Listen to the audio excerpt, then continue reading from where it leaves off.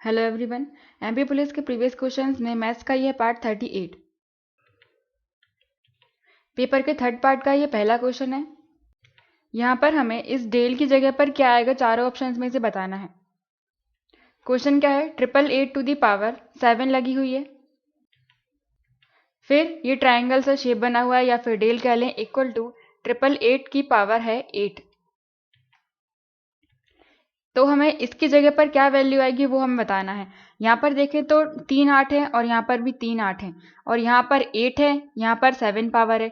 तो अगर यहाँ पर एक पावर और मिल जाए, अगर हमें 888 की पावर 1 यहाँ पर मिल जाए तो 8 के बराबर हो जाएगी। तो इसका मतलब है कि 8 की हमें ज़रूरत नहीं है, ये आंसर नहीं है। इसके बाद इन तीनों में सिलेक्ट करना है कि हमें इंटू प्लस या डिवाइड में से क्या करना है। तो हम जानते हैं कि जब भी आधार समान होते हैं और मल्टीप्लाई में, तो उनकी पावर आपस में जुड़ जाती हैं। और अगर इंटू की जगह डिवाइड होता तो माइनस हो जाती। तो यहाँ पर हमें एक पावर और लेके आनी, मतलब यहाँ पर हमें इंटू का साइन लगाना पड़ेगा। तो ये हो जाएगा 888 टू दी पावर 7 और इंटू में 888 की पावर 1 हो जाएगा। 1 इक्वल टू फिर इसकी पावर हो जाएगी 8। अब यहाँ से हम देख सकते हैं आधार समान है तो इनकी पावर जुड़ जाएंगी। 7 + 1 हो जाएगा 8। तो इसका आंसर हो जाएगा फर्स्ट ऑप्शन। नेक्स्ट है, यहाँ पर ये फिगर बना हुआ है और इसमें ये एक ABCD क्वाड्रिलेटरल या चतुर्भुज है, ABCD। अब इसमें AB को बढ़ाया जाता है E तक और AD को बढ़ाया जाता है F तक। तो एंगल CBE, B मतलब बीच वाला एंगल लेना है, तो CBE ये वाला एंगल दिया है क्वेश्चन में 100 डिग्री। तो हमें बताना है एंगल D, CDF, CD और F ये वाला एंगल हमें फाइंड करना है। अब यहाँ पर हम फिगर में देखें तो एक वृत्त के अंदर चतुर्भुज बन रहा है, मतलब एक चक्री चतुर्भुज बन रहा है और चक्री चतुर्भुज में आमने सामने के एंगल्स को प्लस करने पर 180 आता है, या फिर ये कह लें कि विपरीत कोण का योग 180 के बराबर होता है। लेकिन यहाँ पर हम इस सरल रेखा में स्ट्रेट लाइन में देखें AB पर ये इस तरह से C और B, AE पर CB एंगल बन रहा है और ये एंगल दिया है 100 डिग्री। और हम जानते हैं कि सरल रेखा पर या स्ट्रेट लाइन पर सभी एंगल का सम 180 के बराबर होता है। तो जब ये आधा 100 है तो बाकी बचा हुआ कितना हो जाएगा, 180 माइनस 100 जो कि हो जाएगा 80। तो ये इतना एंगल हो गया 80 जो इस फिगर में ये है। अंदर वाला एंगल ये मिल गया हमें 80 डिग्री। और ये एक चक्री चतुर्भुज है या फिर साइक्लिक क्वाड्रिलेटरल है, तो आमने सामने वाले एंगल को प्लस करने पर यह हम ले लें angle B plus angle D, इनको प्लस करने पर 180 आएगा। इसी तरह से बाकी दो एंगल का सम भी 180 के बराबर हो जाता है, angle A plus angle C equal to 180। पर हमें केवल एंगल B और एंगल D की ज़रूरत है, तो यहाँ से हम D निकाल लेंगे। इस वाले इक्वेशन में एंगल B की जगह पर हम रखेंगे 80 प्लस एंगल D हमें फाइंड करना है इक्वल टू 180 में से इसको माइनस कर देंगे, तो 80 इसमें से माइनस हो जाएगा तो एंगल D की वैल्यू कितनी आ जाएगी, 100। 180 माइनस 80 इक्वल टू 100। तो हमें ये वाला एंगल मिल गया है 100 डिग्री। अब ये एंगल हमें 100 मिल गया है तो बाहर वाला एंगल हमें बताना है।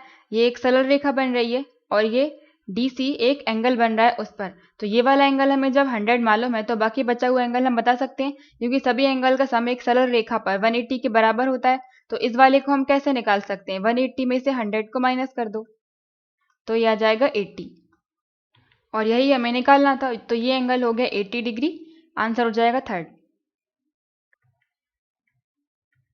नेक्स्ट है, इसको हमें सॉल्व करना है। 5.5 की पावर 4 है और नीचे हम देखें तो 2 पावर है। इसका मतलब ऊपर भी हमें पावर 2 करनी पड़ेगी। अगर इस 5.5 की पावर 4 को हम ऐसा लिख दें 5.5 का स्क्वायर और फिर इसका भी स्क्वायर कर दें हम, तो ये 4 ही हो जाएगा। जब पावर के ऊपर पावर रहती है तो मल्टीप्लाई हो जाता है, 2 इंटू 2 4, उतना ही हो गया, सेम है। तो माइनस इस 3.5 की जगह पर भी सेम लिख दें, 3.5 का स्क्वायर और फिर उसका भी स्क्वायर, तो ये भी पावर 4 हो जाएगी, 2 इंटू 2 4। उसके बाद डिवाइड में है 5.5 का स्क्वायर प्लस 5.5 का स्क्वायर। इसके बाद ये फॉर्मूला बन गया है। अगर हम इस पूरे को a मान लें 5.5 के स्क्वायर को, तो a हो जाएगा कितना, 5.5 का स्क्वायर। और अगर इसको मान लें b हो जाएगा 3.5 का स्क्वायर। तो ये ए स्क्वायर माइनस बी स्क्वायर का फॉर्मूला बन रहा है। ए स्क्वायर माइनस बी स्क्वायर का फॉर्मूला क्या होता है? ए प्लस बी इंटू ए माइनस बी। यही फॉर्मूला हम यहाँ पर अप्लाई कर रहे हैं। पहले हमें a प्लस बी लिखना है, तो a कितना था? 5.5 का स्क्वायर प्लस b है 3.5 का स्क्वायर इंटू है, तो हमने बड़ा ब्रैकेट लगा दिया इंटू में, फिर a माइनस बी। a है 5.5 का स्क्वायर और माइनस b मतलब 3.5 का स्क्वायर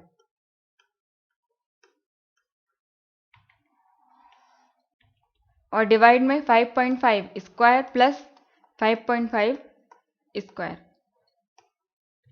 अब ये जो क्वेश्चन दिया था व्यापम की साइड से, इसमें थोड़ी सी मिस्टेक है। इस 5.5 की जगह अगर हम 3.5 मान लें, 3.5 का स्क्वायर मान लें, तो हमारा आंसर आ जाएगा 18।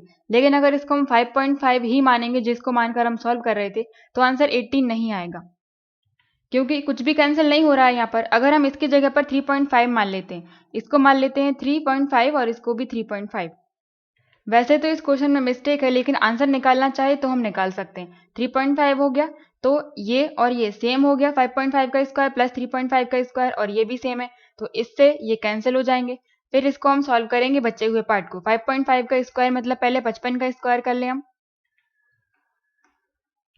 तो 55 का स्क्वायर कैसे आ सकता है? जब भी किसी नंबर के लास्ट में 5 लिखा होता है, तो इसका स्क्वायर करेंगे तो सबसे पीछे 25 आएगा। उसके बाद जो डिजिट इसके पहले है उसमें एक बढ़ाकर इंटू कर देते हैं। 5 में एक बढ़ाएंगे तो 6 आएगा, 5 इंटू 6 30, तो 30 ही आ जाएगा। तो 55 का स्क्वायर हो गया 3025। अब यहाँ पर एक नंबर के बाद पॉइंट है, लेकिन स्क्वायर है, तो हम 2 के बाद पॉइंट लगाएंगे, तो 30.25 माइनस 35 का स्क्वायर। 5 है लास्ट में, तो सबसे लास्ट में 25 तो आएगा ही। फिर जो नंबर पहले लिखा हुआ मतलब 3 में एक बढ़ाकर इंटू करेंगे, 3 + 1 4, तो 3 इंटू 4 12 हो जाएगा। अब यहाँ पर एक नंबर के बाद पॉइंट है, तो यहाँ पर हम 2 नंबर के बाद पॉइंट लगाएंगे, क्योंकि स्क्वायर है। फिर इसको माइनस करेंगे, तो 25 से 25 तो माइनस हो जाएगा, और ये बचेंगे 18.00 बचेंगे, लेकिन पॉइंट के बाद 0 नहीं लगाते हम, तो इसका आंसर हो जाएगा 18। नेक्स्ट है, एक डाइस एक पासे को फेंका जाता है, तो हमें प्रायिकता बतानी है। नंबर एक से ज़्यादा नंबर आने की प्रायिकता बतानी है। तो प्रायिकता या प्रोबेबिलिटी कैसे निकालते हैं? फेवरेबल केसेस ऊपर और डिवाइड में टोटल केसेस। तो यहाँ पर टोटल केस कितने हो जाएंगे? जब भी किसी पासे को फेंकते हैं तो नंबर कितने आ सकते हैं? 1 2 3 4 5 और 6, इतने नंबर आ सकते हैं। तो यहाँ पर टोटल केस हो जाएंगे 6। या फिर हम डाइस के लिए टोटल केसेस कैसे निकालते हैं? 6 की पावर n। यहाँ पर 6 ही क्यों लिया? क्योंकि यहाँ पर 6 नंबर आ सकते हैं टोटल, इसलिए हमने 6 की पावर n लिया है। और जितने बार फेंक रहे हैं या फिर जितनी डाइस हैं, वो पावर हम यहाँ पर लगा देते हैं। एक डाइस है तो 6 की पावर 1 हो जाएगा, तो 6 टोटल केस हो गए 6। अगर ये कॉइन होता तो कॉइन के लिए हम 2 की पावर n लिखते हैं, क्योंकि जब भी किसी सिक्के को फेंका जाता है तो या तो हेड आता है या तो टेल। तो इस तरह से 2 केस आते हैं, इसलिए हमने 2 की पावर n लिया है। तो यहाँ पर एक डाइस थी, 6 की पावर 1 लिया तो 6। अब हमें फेवरेबल केसेस देखना है। एक से ज़्यादा नंबर लेना है। एक से ज़्यादा नंबर कितने हो सकते हैं? 1 तो लेंगे नहीं, क्योंकि एक से ज़्यादा लेना है। तो 1 2 3 4 5, 5 नंबर आ सकते हैं जो एक से बड़े होंगे। तो फेवरेबल केस होगा 5, तो इसका आंसर हो जाएगा 5/6, फर्स्ट ऑप्शन। नेक्स्ट है, दीप और राकेश के पास 160 स्टैम्प्स हैं और दीप के पास 10 ज़्यादा स्टैम्प है राकेश से। तो दीप के पास कितने स्टैम्प्स हैं? इस क्वेश्चन को हम 2 तरह से सॉल्व कर सकते हैं। या तो पहली वाली कंडीशन पहले ले लें, एक को x मान लें, दूसरे को 160 माइनस x मान लें, फिर सेकंड वाली में रख दें। या फिर हम दूसरी वाली कंडीशन पहले ले लेते हैं। दोनों में अंतर कितने का है? 10 स्टैम्प का है। दीप के पास 10 ज़्यादा है और राकेश के पास 10 कम है। तो हम मान लेते हैं कि राकेश के पास x स्टैम्प्स हैं और दीप के पास 10 ज़्यादा है, तो मान लिया कि x + 10 है, क्योंकि 10 ज़्यादा है तो +10। इसके बाद टोटल है इनका 160, तो इन दोनों को प्लस करके हम 160 के बराबर लिख सकते हैं। ये हो गया राकेश का, ये हो गया दीप का, इक्वल टू 160। यहाँ से x की वैल्यू निकाल लेंगे। x और x 2x, और 10 को इस साइड लेके जाएंगे तो माइनस हो जाएगा। 160 माइनस 10 इक्वल टू 150 बचेगा। 2 से इसको डिवाइड करेंगे 7 बार 14 और 5 बार, तो x की वैल्यू आ गई 75। और क्वेश्चन में पूछा था कि दीप के पास कितने हैं, तो दीप कितना था x प्लस 10, तो x आया 75 और 75 प्लस 10 ये हो जाएगा 85, तो आंसर है 85 थर्ड। नेक्स्ट है a boy sold his cap. एक बॉय ने अपनी कैप अपनी टोपी बेच दी 24 रुपए में और उसे प्रॉफिट परसेंट मिलता है न्यूमेरिकली जो इक्वल है उसकी कॉस्ट प्राइस के, मतलब जितनी उसकी कीमत थी उतना ही उसको लाभ प्रतिशत मिल जाता है। तो कैप की कॉस्ट प्राइस क्या थी या कीमत क्या थी? तो हम मान लेते हैं कि इसकी कॉस्ट प्राइस थी x और जितनी कॉस्ट प्राइस थी उतना ही उसको प्रॉफिट हुआ होगा। तो प्रॉफिट परसेंट या लाभ प्रतिशत कितना हो गया x, क्योंकि क्वेश्चन में बराबर बोला है। अब प्रॉफिट परसेंट हम कैसे निकालते हैं? इक्वल टू हम प्रॉफिट ऊपर लेते हैं डिवाइड में कॉस्ट प्राइस और इनटू 100। इस फॉर्मूले में हम सारी वैल्यूज रख देंगे। प्रॉफिट परसेंट कितना है x माना था इक्वल टू प्रॉफिट कैसे निकालते हैं? प्रॉफिट के लिए हम सेलिंग प्राइस में से कॉस्ट प्राइस माइनस कर देते हैं, तो सेलिंग प्राइस हमारे पास है 24, तो प्रॉफिट कितना हो जाएगा 24 माइनस कॉस्ट प्राइस मानी थी x, तो माइनस x, तो यहाँ पे प्रॉफिट हो जाएगा 24 माइनस x और डिवाइड में कॉस्ट प्राइस रखनी है जो कि थी x और इनटू 100। यहाँ से हम x की वैल्यू निकालेंगे, क्रॉस मल्टीप्लाई कर देंगे x का x में, तो मिल जाएगा x square equal to x के नीचे कुछ नहीं है तो 1 मान लिया, 1 का मल्टीप्लाई इस पूरे में करेंगे 24 माइनस एक्स और इंटू 100, तो इक्वल टू में हमें 24 माइनस एक्स इंटू 100 मिलेगा। तो ये हो जाएगा एक्स स्क्वायर इक्वल टू 24 का मल्टीप्लाई 100 में तो हो जाएगा 2400 और माइनस एक्स का मल्टीप्लाई 100 में तो माइनस के 100x। यहाँ पर एक इक्वेशन बन गई, तो एक्स स्क्वायर 100 को हम इस साइड लेके आते हैं तो प्लस का हो जाएगा प्लस 100x और 24 तो प्लस का है तो माइनस का हो जाएगा इक्वल टू 0। इस इक्वेशन को हमें सॉल्व करना है। यहाँ पर 2400 को हमें इस तरह से तोड़ना है, इसके फैक्टर करना है कि प्लस माइनस करने पर 100 मिले, वो भी प्लस का। तो एलसीएम लेके इसके फैक्टर तोड़ सकते हैं या फिर हम ऐसा कर लें 24 है तो 24 को क्या लिख सकते हैं 12 इंटू 2। अब 12 और ये 24 हट गया, अब क्या बचा 100, तो एक जीरो हम यहाँ लगा देते हैं, एक जीरो यहाँ, इन दोनों को मल्टीप्लाई करेंगे तो इतना ही मिलेगा। और यहाँ पर अगर हम 120 में से 20 को माइनस कर दें तो 100 मिलेगा, लेकिन हमें प्लस का 100 चाहिए तो 120 को हमें प्लस का लेना पड़ेगा और माइनस का लेना पड़ेगा 20। तो ये ये इस तरह से हमने तोड़ लिए 2 नंबर में, इन दोनों को प्लस करेंगे तो 100 मिलेगा, प्लस का साइन मिल रहा है। और ये भी देखना है कि ये वाला साइन और ये वाला साइन प्लस और माइनस का मल्टीप्लाई करने पर माइनस मिल रहा है, जो कि सेम साइन इस 2400 का होना चाहिए, माइनस का है, इसका मतलब हमने सही नंबर लिए हैं। ये बाद वाला साइन भी चेक करना बहुत ज़रूरी है। तो यहाँ पर हमने 2 नंबर सेलेक्ट कर लिए और x की वैल्यू निकालनी है, तो x की वैल्यू निकालने के लिए क्या करते हैं हम इनके साइन बदल देते हैं, तो ये हो जाएगा माइनस का 120 और ये हो जाएगा प्लस का 20, यही वैल्यू आएंगी x की। तो 2 वैल्यू आ गई x की, लेकिन हम नेगेटिव वैल्यू नहीं लेंगे क्योंकि हम कीमत देख रहे हैं रुपए, वो नेगेटिव में नहीं लेते हैं, तो ये नेग्लेक्ट हो गया माइनस के 120, तो आंसर हो जाएगा 20, फर्स्ट ऑप्शन। x की वैल्यू निकालने के लिए बस 2 नंबर तोड़ लो और फिर उनके साइन बदल दो बाद में, या फिर हम यहाँ पर रख कर भी कर सकते हैं। एक्स स्क्वायर है प्लस का 120 तो प्लस 120 x माइनस के 20 तो माइनस 20x, क्योंकि इतने वाले पार्ट की जगह हमने ये लिख दिया। इसके बाद माइनस का 2400 इक्वल टू 0। फिर इसके बाद हम 2 पार्ट में इसको डिवाइड कर लेंगे, इतना और इतना, तो x और 120x में से क्या है x कॉमन है तो हमने कॉमन निकाल लिया, अंदर क्या बचा यहाँ पर x प्लस 120x में से x निकाल लिया तो 120 बचा प्लस का।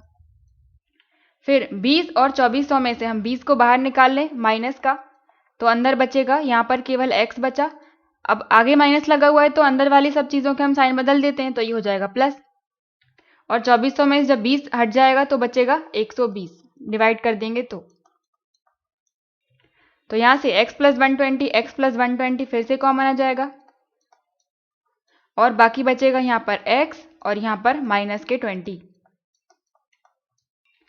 फिर 1 बाय 1 हम हर एक को 0 के बराबर लिखेंगे, तो x प्लस 120 इक्वल टू 0। यहाँ से हम x की वैल्यू कितनी हो जाएगी, प्लस का है इस साइड जाएगा तो माइनस का हो जाएगा, x की वैल्यू आ गई माइनस के 120। तो नेगेटिव नंबर हम लेंगे नहीं क्योंकि हम कीमत निकाल रहे हैं, कॉस्ट प्राइस निकाल रहे हैं, तो रुपए नेगेटिव में नहीं होते हैं, दूसरी वैल्यू थी x माइनस 20।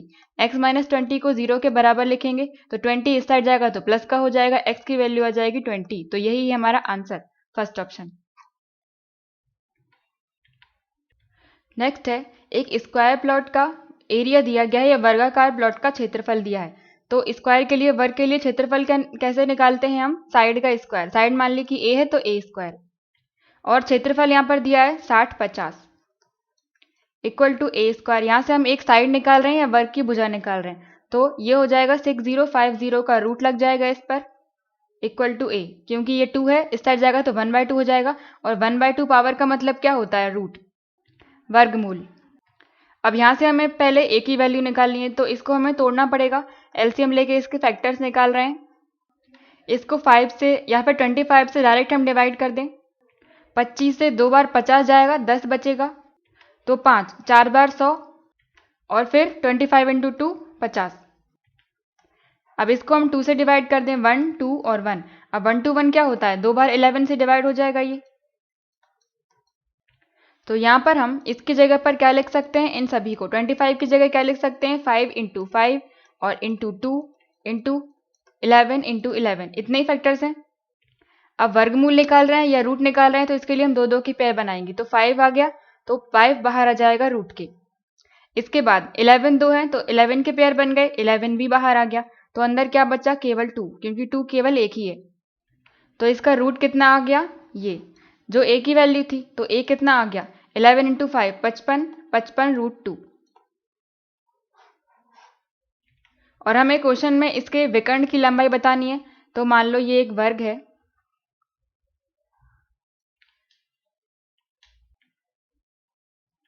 ये वर्ग हो गया, स्क्वायर हो गया, ये इसका विकर्ण हो गया 1। इसकी लंबाई निकाल लेंगे। साइड कितनी निकाली हमने? 55 रूट 2। अब एक साइड है, सारी साइड बराबर हो जाएंगी, तो ये वाली साइड भी 55 रूट 2 हो जाएगी।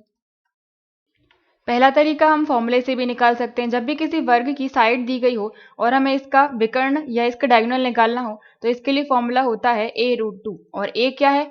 वर्ग की साइड जो है 55 रूट 2। तो यहाँ पर हम वैल्यू रखेंगे, a की जगह रखेंगे 55 रूट 2, और रूट 2 एक और पहले से था फॉर्मूले में, तो रूट 2। अब यहाँ पर ये 55 हो गया, और रूट 2 को इंटू करेंगे तो 2 आएगा केवल। अब 2 क्यों आएगा? क्योंकि रूट 2 लगा हुआ है, ये वर्गमूल है, तो इसकी पावर क्या होती है? 1/2। उसी तरह से इसकी पावर भी हो जाएगी 1/2। अब यहाँ पर आधार समान है तो इसकी पावर जुड़ जाएंगी, तो 1/2 प्लस 1/2 करेंगे तो 1 आएगा, इसीलिए इसकी जगह पर हमने 2 लिख दिया था ये। तो इसको मल्टीप्लाई करेंगे 0 और 11, तो इसका आंसर हो जाएगा, डायगोनल इसका निकल के आएगा 110। या फिर हम इसमें पाइथागोरस थ्योरम भी लगा सकते हैं। ये 90 डिग्री हो जाएगा, इसका स्क्वायर प्लस इसका स्क्वायर, फिर उसका रूट निकालेंगे तो ये निकल के आ जाएगा। पाइथागोरस थ्योरम से देखें तो यह 90 डिग्री, इसके सामने वाली साइड कर्ण होगा या हाइपोटेन्यूस होगा, इसका स्क्वायर, तो इसकी जगह पर हम d का स्क्वायर लिख दे रहे हैं। या फिर इसका फॉर्मूला हो जाता है a रूट 2। तो ये कर्ण का स्क्वायर हो गया, इक्वल टू लंब का है परपेंडिकुलर का स्क्वायर, वो है 55 रूट 2, तो 55 रूट 2 का स्क्वायर प्लस में इसके आधार का स्क्वायर, तो आधार है, बेस है इसमें 55 रूट 2, तो इसका फिर से स्क्वायर। तो यहाँ पर हमें d की वैल्यू निकालनी है, ये हो जाएगा d स्क्वायर, और ये सेम वैल्यू है, तो 55 रूट 2 स्क्वायर है, 55 रूट 2 स्क्वायर है, तो हम इसको दो बार लिख सकते हैं, 2 इंटू 55 रूट 2 का स्क्वायर, या फिर अलग अलग करेंगे तो भी इतना ही आएगा। तो यहाँ से क्या मिला? डी स्क्वायर इक्वल टू, ये है 2, 55 दो स्क्वायर लगा हुआ है तो 55 को दो बार लिखना पड़ेगा, और ये रूट 2 है, रूट 2 का स्क्वायर करेंगे हम तो क्या हो जाएगा? रूट 2 का हमें स्क्वायर करना है। रूट 2 का मतलब क्या है? 2 की पावर 1/2, और इसकी भी पावर लगी हुई है 2, तो मल्टीप्लाई कर देंगे तो 2, 2 से 2 कैंसिल, तो 2 की पावर 1 बचेगी, तो आ जाएगा केवल 2। जब भी कभी रूट का स्क्वायर करते हैं तो वही वैल्यू निकल कर आती है। अब ये d की पावर 2 है, इस साइड लेके जाएंगे 2 को तो 1/2 हो जाएगा, और 1/2 का मतलब क्या हो जाएगा? इस पूरे के ऊपर रूट लग जाएगा, और ये क्या बचेगा? अकेला d। इसका हमें रूट निकालना है या वर्गमूल, तो दो दो के पेयर बनाने हैं। 2 ये एक हो गया और 2 ये एक हो गया, तो बाहर निकल के आ गया 2। फिर ये 55 और ये 55 2 बार हो गए, तो ये 55 भी बाहर निकल के आ गया, रूट के अंदर कुछ नहीं बचा। तो डी की वैल्यू आ गई इतनी, 55 × 2 कितना आएगा 110। नेक्स्ट है, इसमें से हमें परफेक्ट क्यूब बताना है या पूर्ण घन कौन सा है। अब पहला ऑप्शन है 0, यहाँ पर 1 लगा हुआ है, लेकिन 1 0 नहीं होगा, पूर्ण घन में 3 0 हो सकते हैं, क्योंकि अगर कोई नंबर है 10 है तो अगर हम इसका घन करेंगे तो 3 0 आएंगे, तो ये कैसे हो सकता है, ये नहीं होगा। इसी तरह से यहाँ पर 2 0 लगे हुए हैं, ये वर्ग हो जाएगा लेकिन घन नहीं होगा, तो ये भी गलत। इसके बाद 256, ये तो खुद एक वर्ग है, स्क्वायर है, तो ये भी नहीं होगा। हमें क्यूब देखना है, तो ये हो जाता है 6 का, ये है 6 का पूर्ण घन, तो आंसर है 4th। नेक्स्ट है, रेडियाई हमें दी गई है 2 राइट सर्कुलर सिलेंडर्स या समकोण वृत्तीय बेलन। तो ये रेडियस का रेशियो दिया गया है, मान लो पहले की हो गई R1, दूसरे की हो गई R2। R1 की वैल्यू है 3 और R2 की वैल्यू है 4, और इनकी ऊंचाई हाइट दी गई है, तो पहले की हाइट हो जाएगी 4 और दूसरे की हो जाएगी 5। टोटल नहीं है, ये रेशियो का पार्ट है। तो हमें यहाँ पर रेशियो बताना है कर्व्ड सरफेस एरिया या फिर वक्र पृष्ठीय क्षेत्रफल का। तो सिलेंडर के लिए या फिर बेलन के लिए एरिया क्या हो जाता है वक्र का, 2πRh। तो इस फॉर्मूले में हमें वैल्यूज रखनी पड़ेंगी, पहले का मान लिया कि A1 है और दूसरे का मान लिया कि A2 है। जब भी कभी रेशियो या अनुपात निकालना हो तो जो कॉमन पार्ट होता है, मतलब जो सेम रहेगा, वो हम हटा देते हैं। यहाँ पर 2π सेम रहेगा दोनों के लिए, तो 2π को हम हटा दे रहे हैं, केवल R और H ले रहे हैं। या फिर अगर हम यहाँ पर लिख भी देंगे 2π और 2π कैंसिल हो जाएगा, या फिर लिख देते हैं 2π। इसके लिए हमें R1 लेना है पहले वाले के लिए, तो हो जाएगा × 3, और H पहले वाले के लिए तो H1 4। फिर A2 दूसरे वाले बेलन के लिए फॉर्मूला होता है 2πR, तो R क्या लेना पड़ेगा दूसरे वाले के लिए, तो R2 है 4 × H2 क्या हो जाएगा 5। यहाँ से 2π कैंसिल, 4 से 4 कैंसिल, ये आ जाएगा 3:5। तो इनका रेशो आ जाएगा फर्स्ट ऑप्शन 3:5। नेक्स्ट है मेजर ऑफ एन एंगल, एक एंगल है या कोण है जो कि उसके कॉम्प्लीमेंट से पूरक से 5 गुना है, तो वह एंगल या कोण क्या होगा। तो एंगल हम मान लेते हैं कि x है, तो कॉम्प्लीमेंट्री या फिर पूरक कोण क्या होते हैं,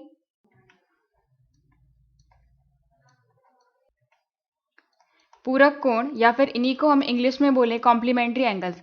पूरक कोण वो होते हैं जिनका योग 90 डिग्री के बराबर होता है, या फिर कॉम्प्लीमेंट्री एंगल्स वो एंगल्स हो गए जिनका सम 90 डिग्री होता है। एक और एंगल होता है समपूरक कोण।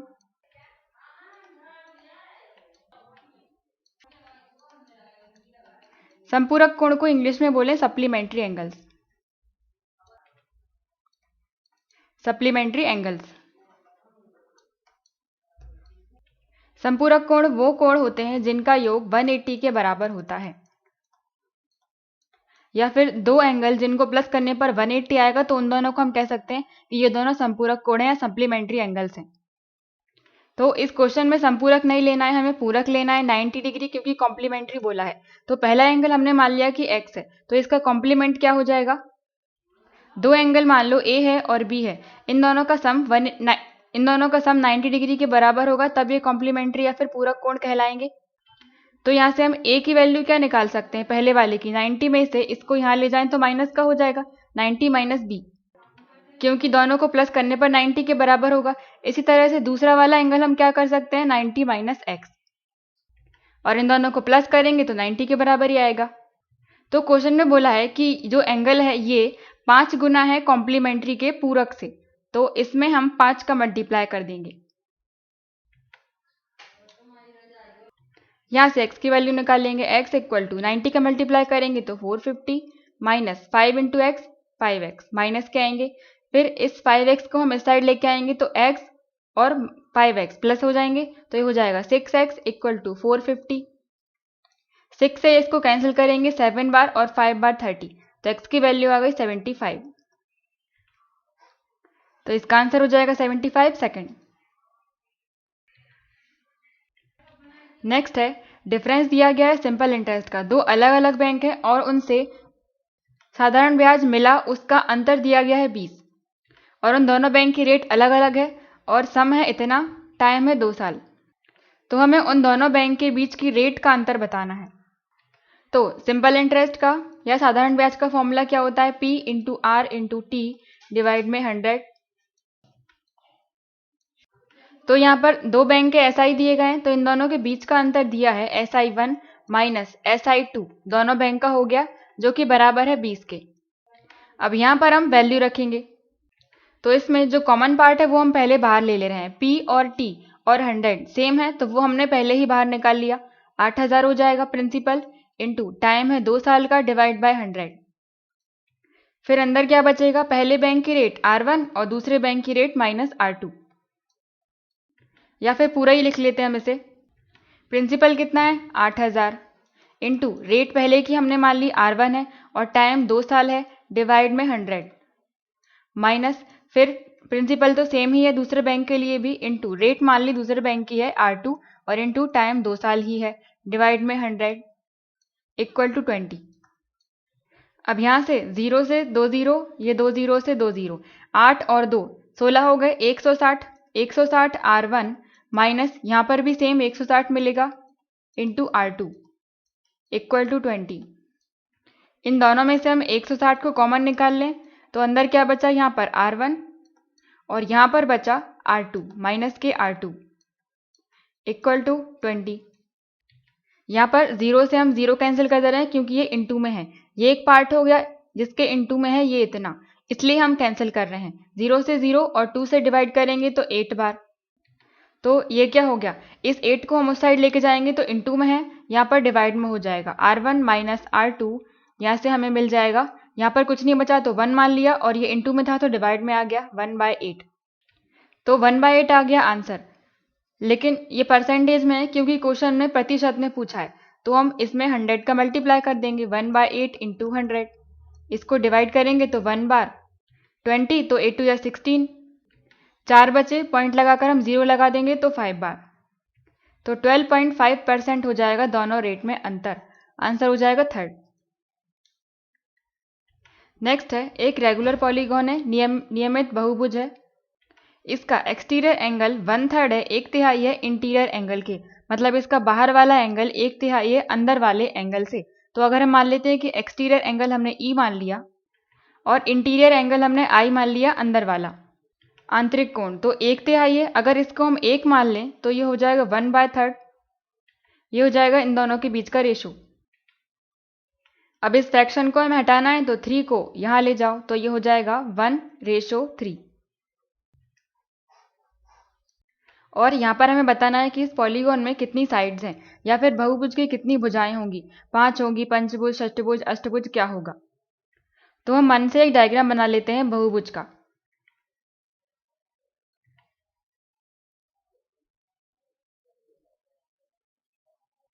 ये एक बहुभुज हो गया, पॉलीगॉन हो गया, और इसमें साइड है 6, हमने मान ली है कि ये होगा।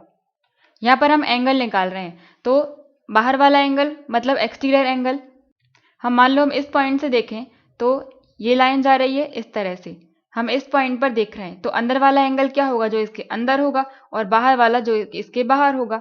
तो अगर हम इस लाइन को इस तरफ बढ़ा देते हैं तो ये हो जाएगा बाह्य कोण और ये हो जाएगा आंतरिक कोण।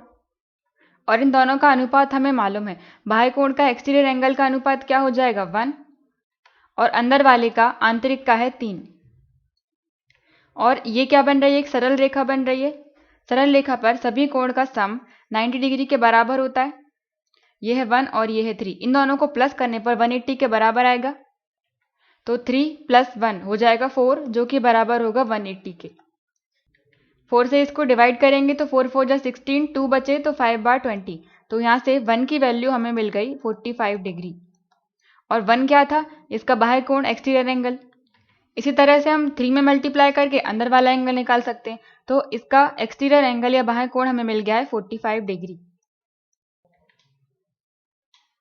अब यहाँ पर हम आंतरिक कोण या तो बाह्य कोण, दोनों में से किसी से भी हम इसकी नंबर ऑफ साइड निकाल सकते हैं। ये 45 है, तो ये वाला एंगल कितना हो जाएगा? 135। हम बाह्य कोण से इसकी भुजाओं की संख्या निकाल रहे हैं। किसी भी रेगुलर पॉलीगॉन में या नियमित बहुभुज में अगर बाह्य कोण दिया है तो इसकी नंबर ऑफ साइड्स निकालने का फॉर्मूला क्या है? 360 डिवाइडेड बाय जो इसका एक्सटीरियर एंगल आया है वो। ये होता है फॉर्मूला, जब भी एक्सटीरियर एंगल या बाह्य कोण मालूम हो तो हम उसकी भुजाएं निकाल सकते हैं बहुभुज की, इस फॉर्मूले में रखकर। या फिर अगर भुजाएं मालूम है तो हम इसका कोण निकाल सकते हैं। तो यहाँ पर हम रखेंगे 360 डिवाइड बाय बाह्य कोण की वैल्यू कितनी निकाली 45, 45 से इसको डिवाइड कर देंगे, ये कैंसिल हो जाएगा 8 बार। तो यहाँ से बहुभुज की संख्या कितनी आ गई 8, फोर्थ ऑप्शन। इस बहुभुज में कितनी भुजाएं थी 8 भुजाएं थी, मतलब ये अष्टभुज था। नेक्स्ट है मैक्सिमम नंबर ऑफ स्टूडेंट्स, हमें बताना है छात्रों की अधिकतम संख्या जिसमें इतने केले और इतने संतरे बराबर बराबर बांटे जा सकते हैं। तो यहाँ पर हमें अधिकतम बताना है मैक्सिमम, तो यहाँ पर हम HCF निकाल देंगे। जब भी मिनिमम कम से कम बोलते तो हम LCM निकाल देते, लेकिन यहाँ अधिकतम बोला है तो HCF निकालेंगे। 175 और 105 इन दोनों का HCF निकालेंगे।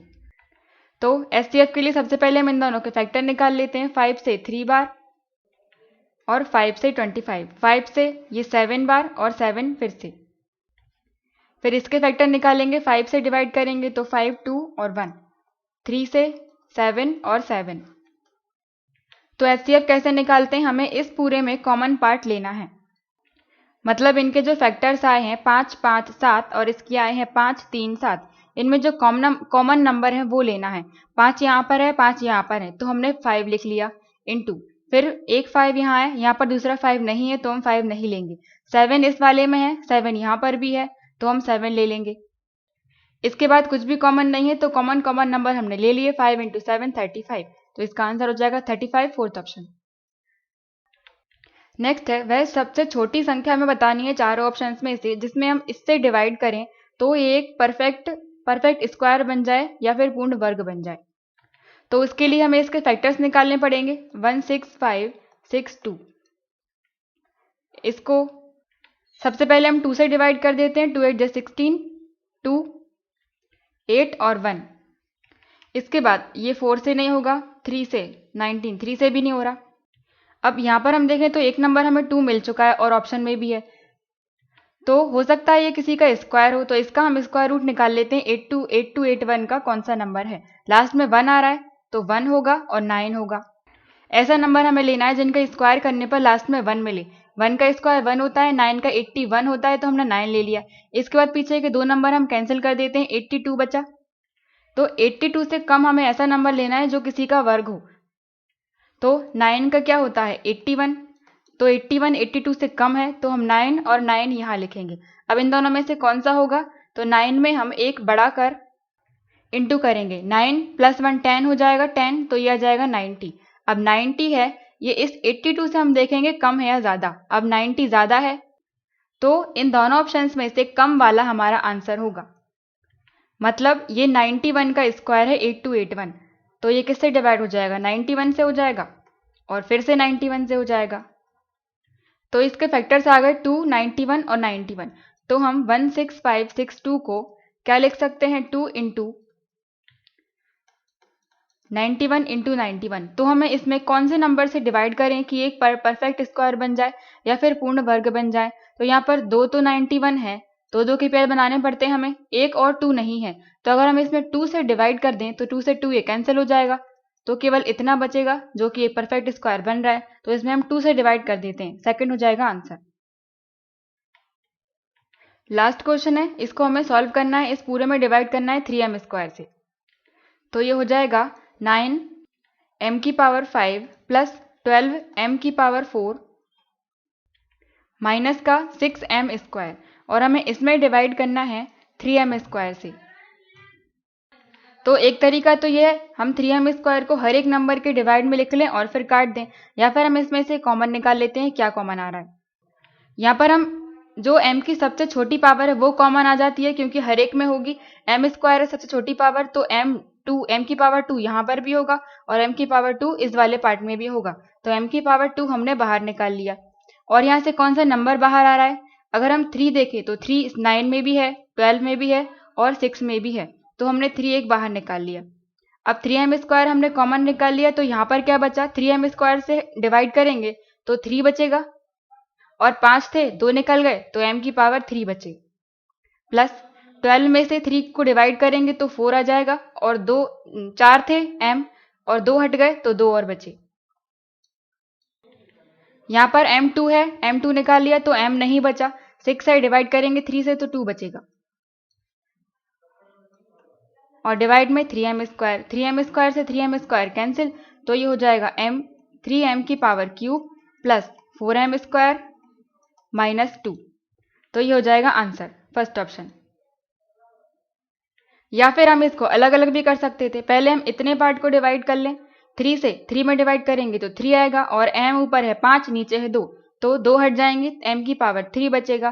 प्लस फिर हम इस वाले पार्ट को डिवाइड कर रहे हैं, 3 से डिवाइड करेंगे 12 में तो बचेगा 4, और m की पावर 4 है तो 2 हटा देंगे तो 2 बचेंगे, माइनस 3 से डिवाइड करेंगे इसमें 6m स्क्वायर में तो 2 बचेगा, और m स्क्वायर हट गया तो भी इतना ही आएगा, फर्स्ट ऑप्शन।